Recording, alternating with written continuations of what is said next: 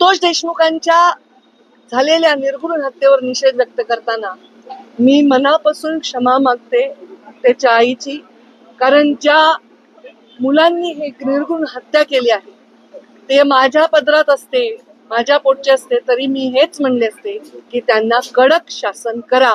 याच्या पलीकडे कोणताही राजकीय नेता, एखादं व्यक्तिमत्व कोणीही भाष्य करू शकणार नाही. आज अजून एक तुमचा एकदम उतावळेपणा येतोय की मी काय गंभीर बोलते याच्याकडे दुर्लक्ष करून. तर धनंजय मुंडेंचा राजीनामा झालाय, मी त्याचंही स्वागत करते. हा राजीनामा फार आधी व्हायला पाहिजे होता. हा राजीनामापेक्षा शपथच नाही व्हायला पाहिजे होती. तर या सगळ्या गोष्टींना, पुढच्या भोगांना कदाचित सामोरं जावं लागलं नसतं. घेणाऱ्यांनी सुद्धा आधी घ्यायला पाहिजे होता, धनंजयनी सुद्धा आधी राहायला पाहिजे होता. या सगळ्या वेदनांपासून कदाचित गरिमामय त्याला एक मार्ग मिळाला असता. त्यांनी सांगितलं असेल, मला माहित नाही त्यांचं स्टेटमेंट काय आहे. मी त्याच्यापेक्षा लहान बहीण आहे आणि बहीण असली तरी आम्ही वेगळ्या वेगळ्या पक्षात काम केलं होतं, पण कोणत्याही आईला, बहिणीला, परिवाराला वाटत नाही आपल्या परिवाराच्या सदस्याला या दुःखातून जावं लागेल.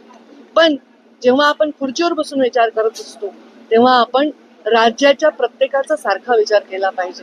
त्या पोराच्या परिवाराच्या, त्याच्या जीवाच्या वेदनांपुढे हे काहीही मोठा निर्णय नाही. त्यांनी तो घेतलाय, ते योग्यच केलेला आहे. मला वाटतं देर आहे दुरुस्त आहे.